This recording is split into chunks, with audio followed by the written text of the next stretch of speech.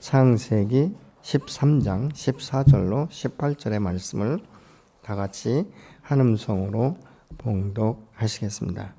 롯이 아브람을 떠난 후에 여호와께서 아브람에게 이르시되 너는 눈을 들어 너 있는 곳에서 북쪽과 남쪽 그리고 동쪽과 서쪽을 바라보라. 보이는 땅을 내가 너와 내 자손에게 주리니 영원히 이르리라. 내가 내 자손이 땅에 티끌 같게 하리니 사람이 땅에 티끌을 능히 셀 수 있을진데 내 자손도 세리라. 너는 일어나 그 땅을 정과 행으로 두루 다녀보라. 내가 그것을 내게 주리라. 이에 아브라함이 장막을 옮겨 헤브론에 있는 마므레 상수리 숲에 이르러 거주하며 거기서 여호와를 위하여 제단을 쌓았더라. 아멘. 우리가 사는 세상은 홀로 살 수 없도록 하나님이 지으셨죠. 그렇기 때문에 이 세상을 우리가 살아갈 때 서로 관계 가운데 살아가게 되는데 내가 누구와 관계하는가에 따라서 그 사람의 그 모습을 닮아가기도 하고 서로 영향을 주고받기도 하는 것들을 우리가 볼 수 있게 되는 것이죠. 근데 사람이 고난과 이 역경 가운데에서는 웬만한 관계, 갈등 관계가 별로 일어나지 않습니다. 왜냐하면 함께 고난 가운데 있기 때문에 어떻게 하면 극복할 수 있을까? 어떻게 하면 이것에 대해서 우리가 다시 한번 일어날 수 있을까? 이런 생각들 때문에 그렇습니다. 근데 대부분이 갈라지게 된 원인이 부유하게 될 때, 풍성하게 될 때 그 마음 가운데 다른 욕심이 일어나는 것 같습니다. 왜냐하면 내가 저 사람보다 더 잘 일을 했고 더 많은 것들을 기여했는데 왜 내게 들어온 분깃은 이거밖에 없는가? 이제 이런 생각이 들기 시작하면 문제가 생기기 시작하는 것이죠. 오늘 본문에 보면 사실 롯은 아브라함을 따라다니던 사람에 불과한 것이죠. 그의 아비 하란은 일찍이 죽었고 또 그 할아버지 데라가 죽으면서 창세기 12장에 하나님께서 아브라함에게 나타나셔서 이제 부르시고 세우시는 그러니까 이런 모습을 볼 수 있지 않습니까? 창세기에 보면 아브라함이 조카 롯을 데리고 나왔다 이렇게 말씀하고 있거든요. 사실 하나님께서는 본토 친척 아비 집을 떠나라고 말씀하시지 않았습니까? 근데 이 약속의 땅에 들어갔는데 이 기근이 심하다 보니까 아브라함 마음 가운데 갈등이 생기기 시작합니다. 이 기근을 내가 어떻게 극복할 것인가? 그냥 이 자리에서 돌파할 것인가? 아니면 잠깐만 이 애굽이라는 곳에 가서 이 기근의 시간이 지나가면 다시 올라오면 되지. 이런 생각을 우리가 할 수 있지 않겠습니까? 아브라함은 이제 애굽으로 떠나려고 마음 먹었을 때 여호와께서 오셔서 말씀하시죠. 가지 마라. 여기서 기다려라. 그런데 이 아브라함이 생각할 때 도저히 기다릴 수 없으니까 결국은 떠나버립니다. 애굽에 들어가다 보니까 두려움이 생기기 시작하는 것이죠. 이 이방 땅에 왔는데 내가 볼 때 아내가 너무 예쁜 거예요. 그러다 보니까 죽을 것 같으니까 이제 살짝 거짓말을 하지 않습니까? 내 누이다. 근데 그것이 이제 이 바로에게 드러나서 어떻게 보면 아주 망신을 당합니다. 근데 그 망신을 당하면서도 이 바로가 하나님을 두려워하는 마음이 있어서 아브라함을 그냥 돌려보내게 되는 것을 우리가 창세기 12장을 통해서 알 수 있게 됩니다. 근데 나올 때 그냥 나온 것이 아니라 창세기 12장 16절을 같이 보시겠습니다. 이에 바로가 그로 말미암아 아브라함을 후대함으로 아브라함이 양과 소와 노비와 낙타를 얻었더라. 이 아브라함이 자기 아내를 누이라고 한 것이 사실은 망신이 되었지만 나올 때는 굉장히 부유하게 풍성하게 돼서 나왔는데 아브라함이만 풍성한 것이 아니라 그 조카 롯도 풍성한 것들을 이게 거두고 나오는 것을 우리가 볼 수 있습니다. 그러다 보니까 이 나와서 있는 그곳에서 아브라함은 이 베델과 아이 사이 그 전에 이 장막을 쳤던 곳에 이르러서 처음 제단을 쌓은 곳에서 여호와의 이름을 불렀더라 이렇게 말씀하고 있지 않습니까? 아브라함이 애굽에 내려간 것은 하나님의 돌보심과 은혜를 전폭적으로 신뢰하지 못했기 때문에 그런 것입니다. 우리 하나님의 은혜, 하나님의 섭리, 하나님께서 나를 채우신다라는 인도하신다는 이거 확신이 없으면 사람이 영적으로 자꾸 이렇게 어려워지게 되는 것이죠. 여러분, 그러니까 환경이 어려워지면요 영적으로 자꾸 이게 도전이 되고 어려움이 와요. 내가 이 상태에서 계속적으로 신앙생활을 할 것인가? 이 시간에 차라리 내가 나가서 돈을 벌어야 이게 현실적으로 맞는 것 아닌가? 이런 갈등이 오기 시작하는 것이죠. 그래서 이것은 뭐 하나님을 떠난다기보다는 영적 침체의 시간이다라고 볼 수 있습니다. 영적 침체가 오면 분별력이 상실되기 시작하는 것이죠. 이제 그런데 이 아브라함이 애굽에 내려갔다 올라오면서 무엇을 기억했냐면 첫사랑을 기억했던 것이죠. 내가 처음 제단을 쌓고 하나님 앞에 예배했던 그것을 기억하면서 예배자로 회복되는 것을 봅니다. 오늘도 많은 사람들이 이 영적 침체의 늪에서 벗어나기 위해서는 첫사랑을 회복시켜달라고 우리가 기도를 많이 합니다. 그러면 무엇입니까? 내가 처음 주를 만났을 때, 내가 처음 주님 앞에 그 은혜에 감격되고 감동된 마음으로 예배를 드릴 때를 우리가 기억하기 시작하는 것이죠. 그러니까 주님 앞에 나와서 영적 회복이 이루어지면 사실은 우리의 육신적이나 이 환경적인 이 문제는 어렵더라도 감당할 수 있는 힘과 능력을 주시는 여호와의 손길을 우리가 발견할 수 있고 성령의 도우심이 있기 때문에 감당케 되는 역사가 일어나게 되는 줄로 믿으시기 바랍니다. 그런데 문제는 이 풍요로운 것이 문제가 된 것이죠. 그래서 그 지역에 머물다 보니까 이 두 가정 가운데 롯과 이 아브라함의 이 가정 가운데 이 풍성함이 너무 넘쳐서 함께 있기가 너무 힘든 거예요. 그러니까 자꾸 이렇게 목자들 간에 이 다툼이 일어나는 것을 볼 수 있는데, 여기서 다툼이라는 말은 그냥 말싸움 이 정도가 아니라 어떻게 보면 아주 치열하게 육박전처럼 그렇게 싸웠다는 것이죠. 도저히 함께 있을 수 없을 만큼의 그런 분쟁이 일어났다는 것을 지금 말씀하고 있는 것입니다. 그런데 여기서 우리가 볼 수 있는 것은 무엇을 볼 수 있냐면, 사실은 이 목자들 간의 싸움은 대리전이다 이렇게 볼 수 있어요. 왜냐하면 이 사실 롯의 목자와 이 아브라함의 목자가 서로 대립하고 서로 다투고 아주 힘겹게 이 싸울 정도면 롯이 자기가 받은 은혜를 기억했다면 아마 목자들에게 가서 이야기하지 않았겠습니까? 야, 그러지 말자. 우리가 좀 여기서 하게 할 수 있는 것이 무엇인지를 내가 삼촌하고 함께 상의할 테니까 참아라. 뭐 이렇게 이야기할 수도 있겠습니다만은 롯은 그런 말 하지 않습니다. 이것은 무엇이냐면 육체적으로 겉으로 보이는 것은 육체적인 싸움인 것 같지만 그 내면에 결국은 이 영적 싸움, 이 사고 체계의 싸움이다. 우리가 그렇게 볼 수 있게 되는 것이죠. 그래서 우리의 그 신앙 생활에 영적 침체가 왔을 때 회복할 수 있는 그 지름길이 이제 주님 앞에 나가는 것인데, 이렇게 영적 전쟁이 치열한 이 상태에서 아브라함이 롯을 찾아갑니다. 먼저 찾아가죠. 찾아가서 하는 말이 이렇게 말합니다. 얘야, 우리가 더 이상 목자들의 다투는 모습을 보지 말자. 왜냐하면 이곳에는 우리만 있는 것이 아니라 이방인들도 있지 않느냐. 우리가 싸움을 한다면 이방인들이 뭐라고 말하겠느냐. 저것들은 그냥 친척이라고 말하면서 어떻게 저렇게 싸울 수 있느냐. 이런 이제 이야기를 들을 수 있기 때문에 사실은 아브라함이 이렇게 말을 하죠. 야, 우리는 한 핏줄이다. 한 형제다. 한 몸이다. 이런 이야기를 합니다. 그렇기 때문에 어떻게 우리가 한 피 받아서 한 몸을 이뤘는데 이렇게 극렬한 싸움을 싸울 수 있겠느냐. 그러니까 우리 주변에 보면 굉장히 좀 우리가 분리만 된다면 얼마든지 이 상황을 돌파할 수 있지 않겠느냐. 그러니까 내가 먼저 선택해라. 이렇게 말을 한 것이죠. 근데 이 롯은 아주 현실 감각에 뛰어난 사람인 것이죠. 하나님과 함께 나가서 함께 동행할 이런 사람 같으면 주님 앞에 먼저 나가 기도하고 질문했을 것인데, 그것도 아니고 믿음의 사람 아브라함에게 상의한 것도 아닌 것입니다. 그래서 눈에 보이는 대로 현실적으로 아주 초지가 완전하게 조성되고 물이 넉넉하니까, 여러분 이 동물을 기를 때는 이 초지와 그 물이 아주 필수 조건인 것을 우리가 알 수 있게 되는 것이죠. 얼마나 아름다웠냐면 하나님의 동산과 같았더라, 애국과 같았더라 이렇게 말하고 있지 않습니까? 사람은요 한번 눈에 딱 보면요 그거에 대해서 묵상하기 시작하면 우리는 그곳에 빠질 수밖에 없는 거예요. 이스라엘 백성들이 출애굽하고 나올 때는요 그들의 마음 가운데 어떤 생각이 들었겠습니까? 애굽에서의 이 삶보다 훨씬 더 나은 삶을 살 것이다라고 생각하는 것이죠. 근데 그들이 이제 12명의 정탐꾼을 보내고 10명의 이 정탐꾼에 의해서 다수결의 원칙에 의해서 그들이 이제는 이 불신 이것 때문에 광야 생활을 하기 시작합니다. 근데 광야 생활을 하면서 조금이라도 불편하면 항상 그들의 마음 가운데 이야기했던 것이 애굽이 더 좋았다 이렇게 말하고 있지 않습니까? 여러분 노예가 무슨 뭐 더 좋고 나쁘고 어디 있겠습니까? 그런데 그들의 마음 가운데 이상이 있었다는 것이죠.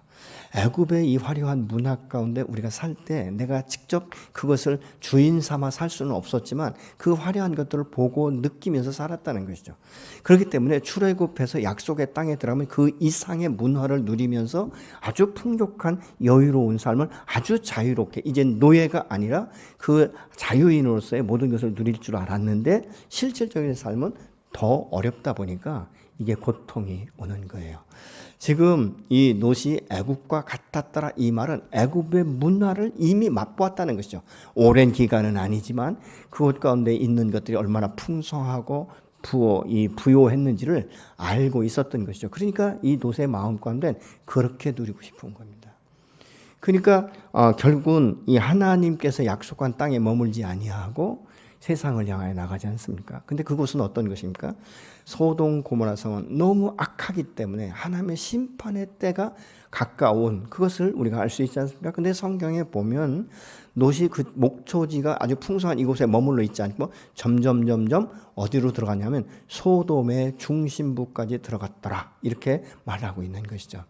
여러분과 세상의 눈을 돌리기 시작하면 세상의 풍요롭고 풍성한 이 문화나 어떤 이 오락이나 이런 모든 것들에 대해서 조금씩 내가 맛들기 시작하면 나도 모르게 내 발이 점점 더 깊은 수렁에 빠지게 되는 것을 우리가 볼 수 있지 않겠습니까? 여러분, 물질에 탁 묶여버리면 어떻게 하면 내가 돈을 더 벌 수 있을까? 밤잠을 자지 못하고 계획하고 뭐 많은 이 아는 사람들한테 먼저 알아보고 이러면서 더 많은 돈을 벌기 위해서 우리가 들어가는 이유가 무엇입니까? 나는 더 풍성히 누리고 살고 싶은 이런 욕망, 이런 탐심, 탐욕 때문이 아니겠습니까? 사람이 말이죠, 이 세상 가운데 빠지는 것이 갑자기 어떻게 되는 게 아니에요. 서서히 빠지는 것입니다. 지난번에도 말씀드렸지만 여러분, 한 주일 빠질 수 있습니다. 뭐 사비 번창하면 빠질 수 있는 것이죠. 근데 한 주, 두 주, 세 주 이렇게 건너뛰다 보면 어떤 상태가 되냐면요, 외적인 변화가 별로 일어나지 않는 것이죠. 내가 한 3주 빠졌더니 발목이 부러졌다, 이러면 다시 한번 생각할 거예요. 근데 전혀 그렇지 않지 않습니까?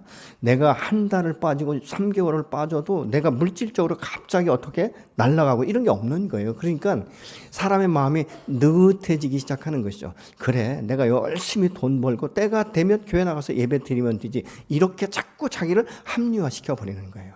근데 결국은 어떻습니까? 돌아오지 못하는 이런 경우를 우리가 볼 수 있지 않습니까? 사실 말이죠, 이렇게 그 롯이 떠났을 때 롯의 마음은 후련했을지 몰라요. 이제는 내가 자유롭게 살 수 있을 것이다. 마치 누가복음 15장에 이 둘째 아들이 그 짐을 싸가지고 나간 것처럼, 이제는 내가 삼촌으로부터도 다스림을 받지 아니하고 하나님을 의식하지 않고 살아도 되고, 뭐 이렇게 그런 마음을 가지고 있었는지 모릅니다. 그런데 아브라함의 마음 가운데는요, 이게 못 박히는 거예요. 내가 너를 어떻게 사랑했는데, 정말 나는 인간적으로 너를 지키고 너를 보존하고 너를 가능하면 더 잘 살게 하기 위해서 내가 너를 얼마나 배려했는데, 그런데 어느 날 갑자기 떠난다? 이 배신감, 이 공허함, 여러분, 이게 얼마나 사람의 마음을 허망하게 만드는지 모릅니다.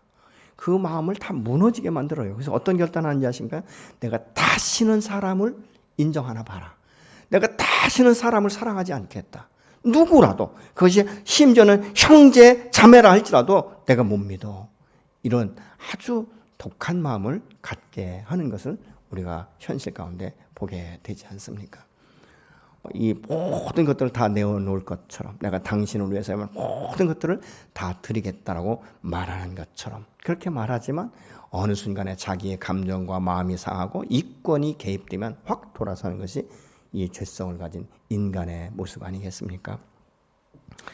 여기에서 우리가 보게 되는 것은 아브라함이 있는 곳마다 이 롯이 있었는데 갑자기 없어진 거예요. 그러니까 어떤 재산을 뺏기는 거, 이것보다도 이 마음이 완전히 무너져 내릴 수 있는 그런 상황 아니겠습니까? 근데 이게 왜 이런 일이 일어나냐면요, 아브라함은 사실 하나님의 뜻에 따라 순종하며 사는 것을 전제로 했고 롯은 그렇지 않습니다. 뭐 꼭 상황에 맞게 하는 것이지 꼭 그럴 필요가 있는가. 그런데 점점 이 부자가 되면서부터 이 마음이, 롯의 마음이 달라지기 시작하는 거예요. 삼촌 없어도 되겠다. 의지하지 않아도 되겠다. 이런 마음들이 생기기 시작한 것이죠. 근데 아브라함은 전혀 다른 것입니다. 본문 8절 같이 보시겠습니다. 아브라함이 롯에게 말하였다. 너와 나 사이에 그리고 너의 목자들과 나의 목자들 사이에 어떠한 다툼도 있어서는 안 된다. 우리는 한 핏줄이 아니냐. 사번역 성경은 이렇게 말씀합니다. 어떤 다툼도 있어서는 안 된다. 이 다툼은 다른 이방인들에게 덕이 되지 않는다라고 말하는 것이죠. 그리고 우리는 한 핏줄이 아니냐. 그렇기 때문에 너와 나는 영원한 이별이 있을 수 없다. 분리는 아니다라고 말하고 있는 것이죠. 그러면서 말하는 것입니다. 내가 어디로 가든지 이 주변을 살펴보면 넓은 땅이 있지 않느냐. 이제 우리가 육체적으로는 뭐 분리된다 할지라도 우리의 영으로는 하나가 되지 않느냐. 이런 이야기를 지금 하고 있는 것입니다. 우리가 예수 그리스도 안에서 그 핏값으로 제사함 받고 한 형제요 한 자매된 우리 믿음의 공동체는 예수 그리스도 안에서 한 핏줄이며 한 몸인 줄로 믿습니다. 그렇기 때문에 우리가 성도 간에 또 이 성도 안에서 그리스도인 안에서 서로 다툼이 일어나거나 어떤 마음의 상함이 있을 때 우리가 생각할 것은 한 몸이라는 것을 먼저 기억한다면 서로가 서로를 용납하고 이해하고 품을 수 있는 이런 역사들이 저와 여러분 안에 있어져야 건강한 공동체가 되는 줄로 믿습니다. 그렇기 때문에 이 문제가 생겼을 때 어떤 편가름 이것보다는 무엇이 문제인가 그 원인 이것을 파악하고 사랑 안에서 우리가 서로 붙잡을 때 그것이 아름다운 한 몸을 더 건강한 몸으로 이루어지게 되는 줄로 믿습니다. 그런데 롯은 그렇지 않았습니다. 분리된다 할지라도 내가 잘 살 수만 있다면 이런 마음들을 가진 것을 우리가 볼 수 있게 된 것이죠. 여러분 이런 사람들은 하나님의 뜻을 구하기보다는 눈에 보이는 것에 먼저 끌리기 시작한다는 것입니다. 미래보다는 현재 우선순위를 둔 것을 우리가 볼 수 있죠. 욕심을 따라서 지금 선택했다는 것이죠. 우리의 삶의 이 선택은 때에 맞는 것 같지만 사실은 그 결과는 내가 선택할 수 없다는 사실을 우리가 기억한다면 동일한 조건 하에서 우리가 현실을 선택할 것인가 아니면 현실 넘어서서 미래까지를 생각할 것인가를 우리가 생각해 봐야 되는 것이죠. 또 어떤 부분에 있어서는 이것이 과연 영적으로 하나님 보시기에 합당한 것인가 이것을 우리가 다시 한번 생각해 본다면 우리는 지혜롭게 분별력을 가지고 하나하나를 선택할 수 있게 되는 줄로 믿습니다. 어떻게 생각하면 롯이 믿음이 없어서 그렇지 아니에요. 롯은 믿음이 있던 사람인 것입니다. 베드로후서 2장 7절을 보시겠습니다. 무법한 자들의 음란한 행실로 말미암아 고통당하는 의로운 롯을 건지셨으니 그 불법한 자들로 인하여서 고통당하는 의로운 롯을 구출했다. 이렇게 지금 말씀하고 있지 않습니까? 여기서 우리가 볼 수 있는 것은 롯은 하나님을 알았습니다. 그리고 아마 믿었을 것입니다. 그런데 뭐가 문제냐? 아브라함처럼 온전히 하나님을 신뢰하지 못했다는 것이죠. 그렇기 때문에 이 현실 가운데 흔들리는 마음이 있었던 것이죠. 여기로 가면 더 풍성하겠다. 근데 그 특징 중에 하나가 뭐냐면 롯은 가는 곳마다 제단을 쌓았더라. 하나님 앞에 예배자로 섰더라. 이런 말이 성경에 없다는 것입니다. 우리가 그렇기 때문에 우리 신앙생활할 때 사실은 문제가 없을 때는 아무 문제가 없는 것 같아요. 아주 믿음도 굉장히 좋은 것 같습니다. 그런데 문제가 생길 때 그 사람 근본, 그 속 사람이 어떻게 하나님을 예배하고 있었는지를 우리가 나타내 보이는 것을 볼 수 있게 되는 것이죠. 아브라함은 하나님의 말씀을 따라 살기로 결정한 사람이고 그렇게 순종하는 삶과 이 연결된 믿음의 사람이었지만 롯은 그만큼은 아니었다는 것이죠. 그래서 우선순위에서 하나님의 뜻보다는 현실에 더 밝았던 사람인 것을 우리가 알 수 있게 되는 것이죠. 이 아브라함과 롯의 갈등의 요인이 뭐냐? 부유해야 되고 풍성한 것이 문제가 된 것이죠. 그러나 아브라함은 한 고륙, 한 핏줄, 한 몸이라는 것을 분명히 했고 롯은 그것에 대해서 깊이 관여하지 못하고 생각하지 못했기 때문에 우선순위를 정할 때 약속의 땅에서 흩어지는 것이 아니라 약속의 땅이 아니라 할지라도 자기가 더 풍성하고 부유하게만 될 수 있다면 그것을 선택하는 것이 지혜롭다라고 생각했던 것 같습니다. 우선순위가 무엇인가? 여러분의 삶에 지금 현재 우선순위는 무엇에 있습니까? 또한 영적 상태는 여러분은 어떻습니까? 우리 다시 한번 돌아볼 필요가 있는 것이죠. 내가 순간순간마다 지금 선택하는 것이 무엇이고 내가 지금 쫓아가고 있는 것이 무엇인가를 우리가 생각해 봐야 되는 것입니다. 그래서 하나님께서 인간관계의 이 갈등 중에 아까도 말씀드렸지만 정말 이 어려움, 이 갈등을 해소할 수 있는 것. 근데 그 서로가 신뢰했던 이 관계가 무너졌을 때 오는 이 공허함은 말로 표현할 수 없다는 것이죠.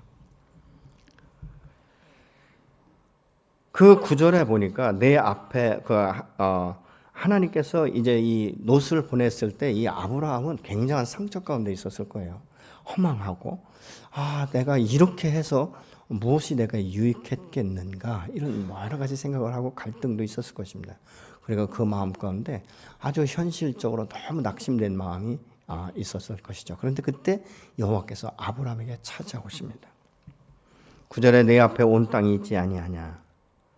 나를 떠나라고 말했지만 아브라함 10절에 롯이 눈을 들어서 이제 그 보고 선택을 합니다. 근데 사실 우리가 무엇을 보느냐 이것이 중요한 것이 아니라 어떤 관점으로 보느냐가 매우 중요한 것이죠. 이 사물을 내가 어떤 관점으로 볼 것인가, 어떤 생각을 하고 있는 것인가, 어떤 가치관을 먹일 것인가, 그리고 내가 무엇을 선택할 것인가는 매우 중요한 분기점이 되는 것을 우리가 알 수 있게 되는 것이죠. 사실 이 아브라함 같은 경우는요, 그 상태에서도 이 약속의 땅을 떠나지 않습니다. 근데 뭐 아브라함도 사람인데 눈에 보이기에 좋은 건 모르겠습니까? 그 목초지가 풍성하고 물이 풍성한 건 모르겠습니까?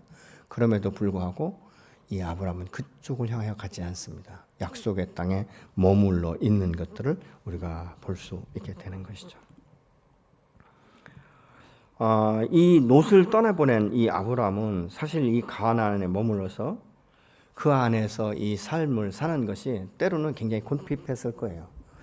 내가 과연 끝까지 여기서 살아 이제 있어야 될 것인가? 어떤 분이 이렇게 이 부분을 해석하더라고요. 아브라함도 마음속으로는 나도 가고 싶어. 근데 나는 갈 수 없는 사람이야. 이렇게 생각했다는 거예요. 왜냐하면 자기는 사명 있는 사람이기 때문에 그곳에 머물 수밖에 없었다. 이렇게 이제 해석하시는 분들도 있어요. 가끔은요. 근데 사실 어떻게 보면 우리가 너무 이 힘들어할 때 그렇지 않습니까? 내가 정말 끝까지 꼭 신앙을 지켜야 되는가? 좀 돈 왕창 벌어가지고 하나님 앞에 귀하게 쓰임 받으면 되지 않겠는가? 이런 생각들도 할 수 있다는 것이죠. 사실 과거 제가 예수 믿기 전에 그랬어요. 내가 돈 많이 벌어서 정말 많은 사람들을 도울 수 있으면 좋겠다. 그러면 사업을 해야 되는데 어떻게 사업을 할 것인가를 굉장히 많이 구상한 적이 있습니다. 그러나 우리가 이제 이 하나님의 부르심을 받고 나서는 뭐 그것보다는 내가 어떻게 하면 주님 앞에 바르게 세워질 수 있을까 이런 그 부분들이 고민하는 시간들로 지금까지 온 것을 우리가 볼 수 있게 된 것이죠. 이 아브라함이 롯을 떠나보내고 있을 때 여호와께서 먼저 찾아오셔서 14절에 이렇게 말씀합니다.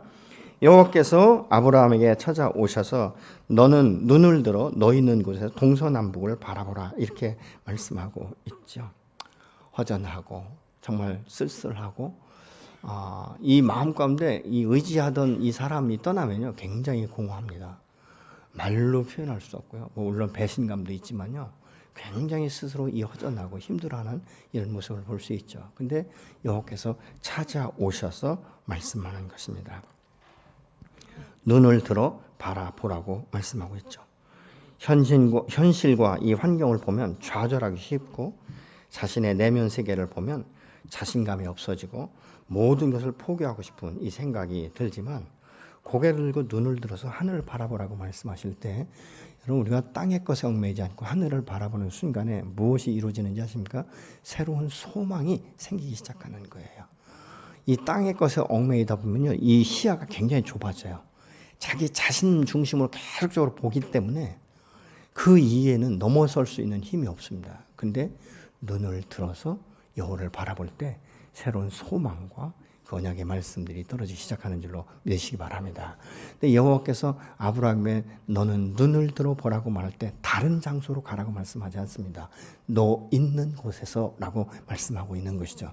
여러분, 우리가 현실적으로 묶여 있을 때 사실은 막 내가 도피하고 싶은 이런 마음이 있지만 여호와께서는 그것이 아니에요. 내가 있는 곳에서 눈을 들어 여호와를 바라보면서 동서남북 편만한들을 바라보라고 말씀하고 있지 않습니까? 현실을 넘어설 수 있는 그 새로운 세계를 바라보라고 말씀하고 있는 거예요. 여러분, 고난과 역경이 있습니까? 환난이 있습니까? 육체 질병이 있습니까? 그것은 여러분을 고난과 고통 가운데 멸망하게 하는 것이 아니라 그때 눈을 들어 여호와를 바라볼 수 있는 기회를 하나님이 주시는 줄로 믿으시기 바랍니다. 이 환난과 핍박과 역경과 사업의 문제점이 있을 때 여기에 얽매이면 우리는 모든 것을 포기할 수밖에 없습니다. 믿음의 주에 온전케 하시는 이 예수를 바라볼 수 없는 것이에요. 왜요? 하나님이 살아계시다면 어떻게 내가 이 모양이 되었는데 수개월이 되었는데 수년이 되었는데 왜 이곳에서 나를 건져내지 않는가? 왜 나의 사업을 도와주지 않는가? 내 가정과 내 형편을 아시는 그 주님이 왜 나를 이곳 가운데 머물러 있게 하는가? 내 육체가 병들었는데 왜 이걸 당장 치료하지 않는가? 이런 생각들이 집중되기 시작하면 어느 것 하나도 하나님의 은혜라고 우리가 말할 수 없게 되는 거예요. 불평과 원망밖에 나올 수 없는 것이에요. 그런데 여호와께서는 말씀합니다. 너가 너의 있는 곳에서 눈을 들어 동서남북 편만한 데를 바라봐라. 무엇입니까?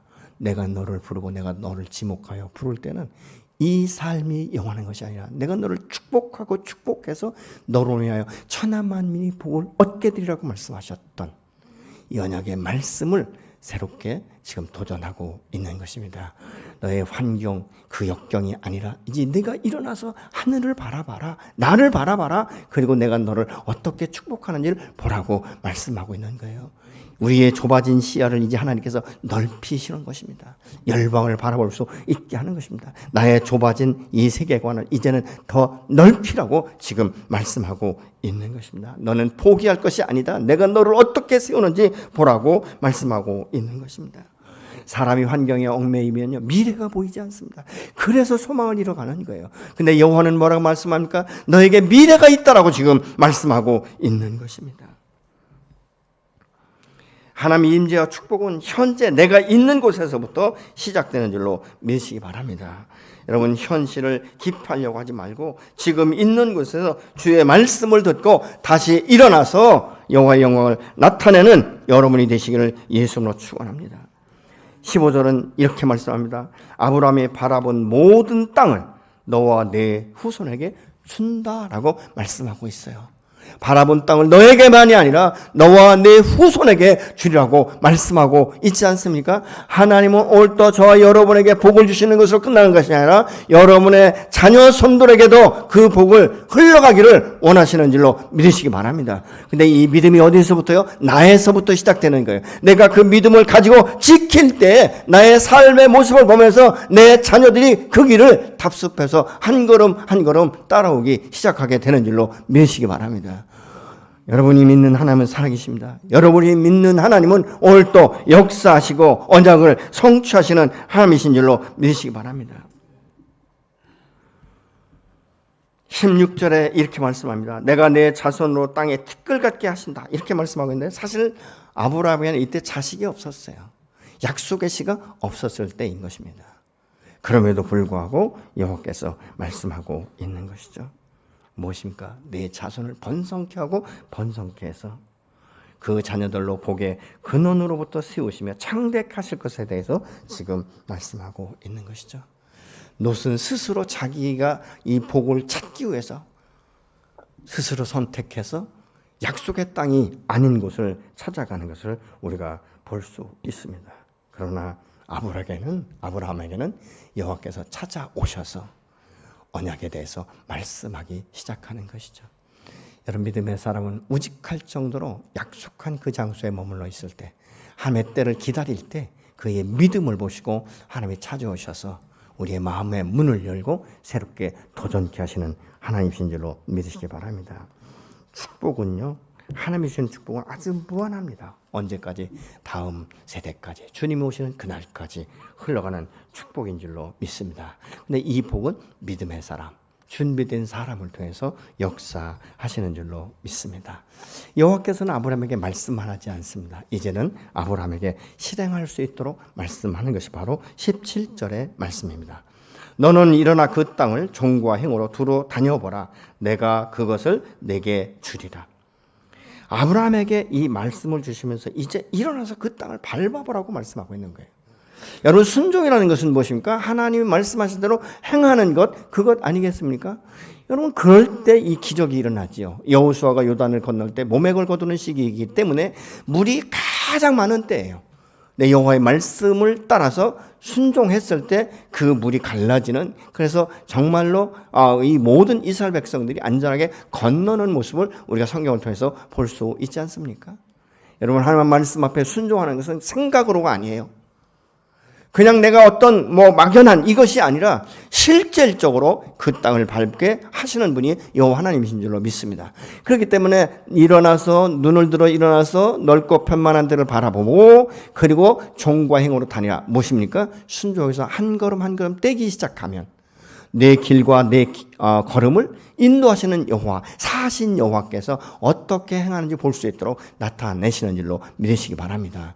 그래서 여러분, 하나님의 은혜, 하나님의 언약, 하나님의 축복은 가만히 앉아서 저절로 감나무에서 그냥 홍수가 떨어지는 이것이 아니라 실질적으로 내가 삶을 통해서 진행되어질 때 이것들이 하나하나 이루어지게 되는 줄로 믿으시기 바랍니다. 하나님의 축복은 내가 싸워서 쟁취하는 것이 아니라 하나님이 은혜로 주시는 줄로 믿으시기 바랍니다. 하나님은 욕심을 부리고 손으로 움켜쥐는 자가 아니라 믿고 따르는 자들에게 축복하시는 것이죠. 이 아브라함의 특징은요, 또 하나가 뭐냐면 예배자로 사는 것입니다. 18절을 보시면, 이에 아브라함이 장막을 옮겨 헤브론에 있는 마므레 상수리 수풀에 이르러 거주하며 거기서 여호와를 위하여 제단을 쌓았더라. 이렇게 말씀하고 있습니다. 헤브론이라는 말은 그 뜻은 교제가 있다, 이런 뜻입니다. 마므레는 풍성하다, 비옥하다라는 뜻인 것이죠. 아브라함은 롯을 내보내고 힘들어할 때 하나님이 찾아오셔서 격려하시면서 언약을 회복시켜 주시고, 그리고 그것 가운데 하나님의 깊은 교제가 이루어지면서 영적으로 아주 풍성한 은혜를 누리게 되는 것이죠. 여러분, 영적으로는 풍성함, 하나님의 은혜로 인정하고 그것에 따라서 하나님 앞에 감사할 때 하나님 그 마음을 보시고 새롭게 세워가시는 줄로 믿습니다. 아브라함은 인간적으로 이 롯을 책임지려고 얼마나 힘썼는지 모릅니다. 여러분, 우리가 사람을 도울 때 인간적으로 돕는 건 한계가 있어요. 언젠가는 막힐 때가 있고 언제는 떨어져야 될 때가 있습니다. 그러나 하나님의 이 역사는요, 우리에게 새롭게 하시면서 지속적으로 역사하시기 때문에 하나님의 영광을 나타내게 되는 줄로 믿습니다.